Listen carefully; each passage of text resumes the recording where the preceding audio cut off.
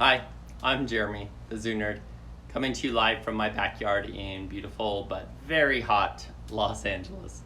It's currently 108 degrees here in my backyard, so this critter chat may be a bit short.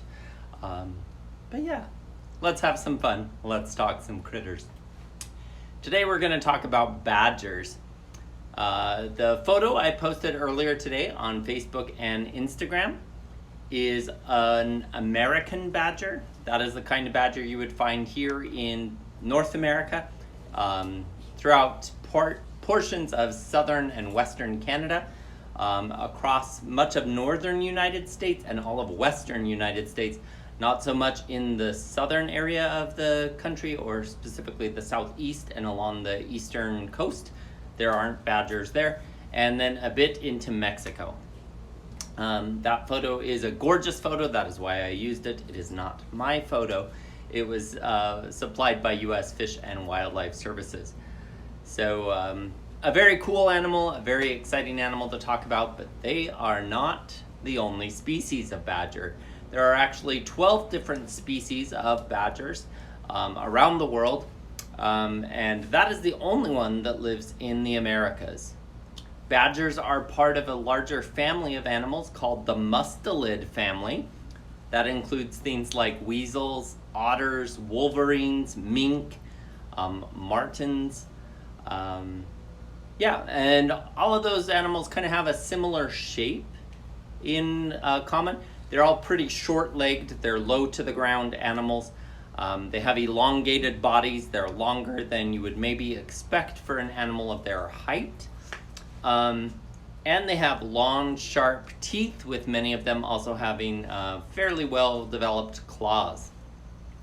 Most members of the mustelid family also have very important scent glands that help them to mark their territory and sometimes defend themselves from potential predators. So other species of badgers would include the European badger. That is also a fairly common species that lives throughout most of Europe. It has two closely related species to it, called the Asian badger, that's on mainland Asia, and the Japanese badger, which lives on the islands of Japan.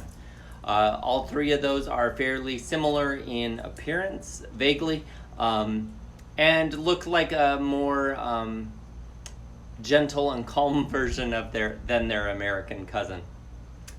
There's also a group of closely related badger species called ferret badgers. These live in Asia, in Central and Southern Asia, and there's not as much known about them. They're very secretive. They live kind of in forest areas, and there's not a lot known about them. One of them lives on the island of Borneo, which is a very large island in Southeast Asia, and that species is endangered. There's also a group of badgers that also live in Asia called hog-nosed badgers, and as their name implies, their nose looks more like a pig, so it's a kind of elongated snout with very large nostrils. They can kind of dig using the front of their nose. They live in Central and Southeast Asia, including like India and China, and then down through the forest of Southeast Asia. There are 3 species there, with one of the species being listed as vulnerable. The largest of all badgers belongs to that group, which is called the greater hog-nosed badger, and it can be up to 31 pounds and be about 28 inches long, or about 2.5 feet, close to. And then there's their very, very fierce relative that lives in Africa and in parts of southwestern Asia. So from India over through like the Middle East and then throughout large portions of the continent of Africa. They are called honey badgers. They are also sometimes called rattels. They are very, very fierce carnivores, and all of these animals are roughly kind of the same size, somewhere in the length of like 1.5 to 2 feet, or 2.5 feet. They weigh between like 8 pounds on the small side, up to about 30 pounds with some of the bigger ones. In the wild, they can live between 6 and maybe 12 years. but in zoos they can sometimes make it to their mid-20s. Badgers in general are mostly burrowing animals, so they like to dig kind of tunnels underground where they will sleep, where they will give birth. In colder climates, they will sometimes hibernate in some of those burrows and kind of spend most of the winter underground. They're usually solitary, although the European badger is actually quite social and sometimes lives in small family groups. Most of the rest, it's kind of the mom takes care of the babies, but otherwise it's rare that you will see more than one badger in a place. She typically keeps the kids happy and healthy until they're about 6 months old or so, and then they start to wander off and on their own. Most badgers are fairly nocturnal, although depending on the weather for the American badger, it is sometimes active during the daytime, particularly during cooler months, and also depending on what its prey species is up to and who it has competing around it. The honey badgers in Africa are also diurnal or daytime active animals. Let's talk a little bit more about some of these in general. We're going to talk a bit about the American badgers and about honey badgers because those are the two that I know the most about. American badgers compared to other badger species, with the exception of honey badgers, those two are the most carnivorous or eat the most meat. Many of the others are omnivores, eating some other animals and also some plant life. The plants that they eat are sometimes roots or sometimes berries, seeds, and nuts, sometimes some flowers for the European ones. And the honey badgers, as their name implies, also go after honey, but they're usually actually trying to eat the baby bees in the honeycombs, in the hives, and they'll eat the honey as well. The American badgers mostly hunt things like prairie dogs and other ground-dwelling small animals. Kangaroo rats, gophers, prairie dogs, ground squirrels, any of that would be on their menu. And one thing that's really cool about them is they have been documented to hunt alongside a coyote, with a coyote kind of running along the top of the prairie dog community and the badger going underground into the burrows. The badger sometimes will scare prairie dogs out. The coyote gets those. What the badger finds underground, he gets to keep, and the coyote kind of keeps scaring the prairie dogs back down underground. That's called mutualism. It's a mutualistic, beneficial relationship that usually is just short-lived. It's like, hey, you're hunting, I'm hunting, let's hunt together, and then they kind of go their separate ways. They don't share the food. They just kind of both hunt at the same time because they know the other animal is scaring the animals their way. With American badgers, and it is believed to be the case with most of the badger species, they can do something called delayed implantation. That means when the male badger and the female badger breed, the new formed cells that become the baby don't immediately attach into the uterine wall, which means that they kind of can breed in the fall, and then she gives birth in the spring, but the babies actually aren't fully forming and developing until about 6 weeks. So they have actually a very short pregnancy or gestation period where babies are actually growing inside them. It's something that science is still really trying to figure out, but it really helps out in the American badger that hibernates, so that she breeds before she kind of goes into her burrow for the winter, and then it's not using up a lot of resources until kind of the end of that time when she's able to move and go get some food again. When baby badgers are born, at least with the American species of badgers, they're pretty helpless. They stay in a den, usually underground in one of those burrows. She'll line that den with grass. She can have up to as many as 5. 2 is more common, 2, maybe 3.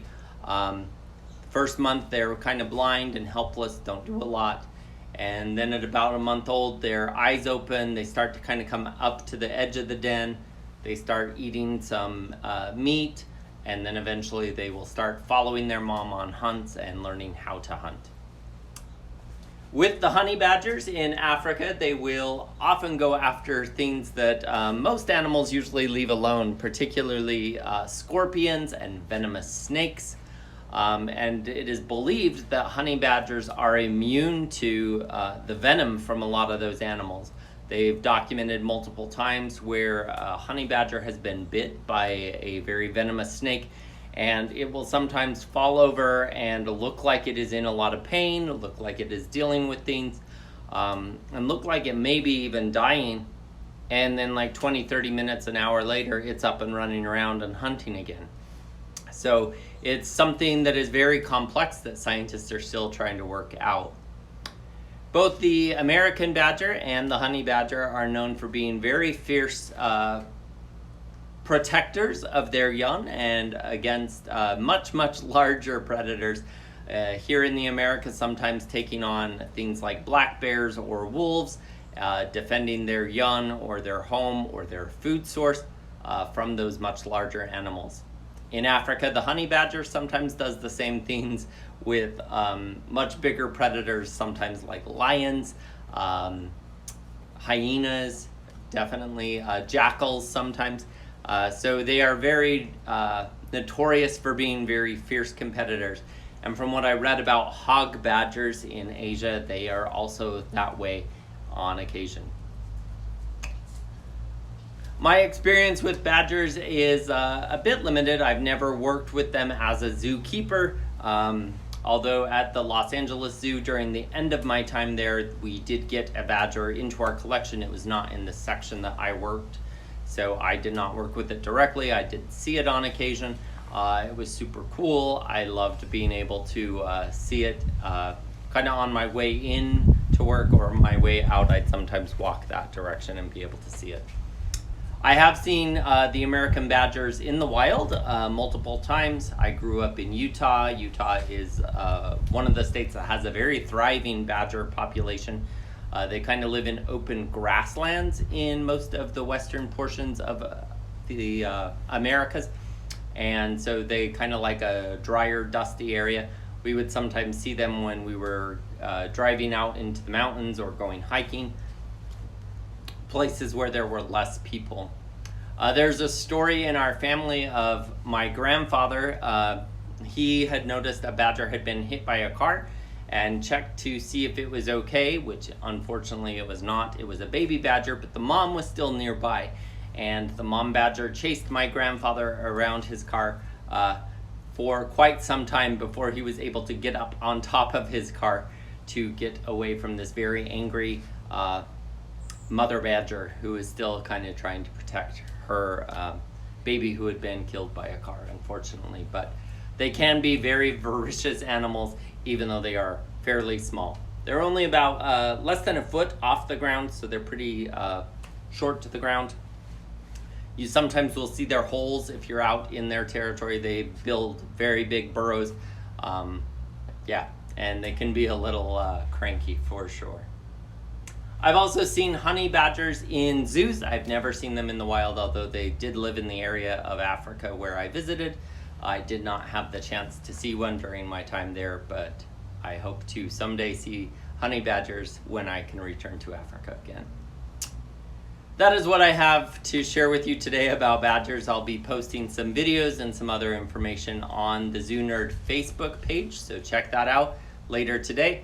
As always, the full episode of Critter Chat is uploaded daily to Instagram, Facebook, and YouTube, and they also live on my website at jeremythezoonerd.com. I hope you've enjoyed what I've shared with you today. Feel free to like, follow, share, and subscribe to all of my Zoo Nerd content across the multiple platforms. And until next time, be happy, be healthy, have fun. See you later.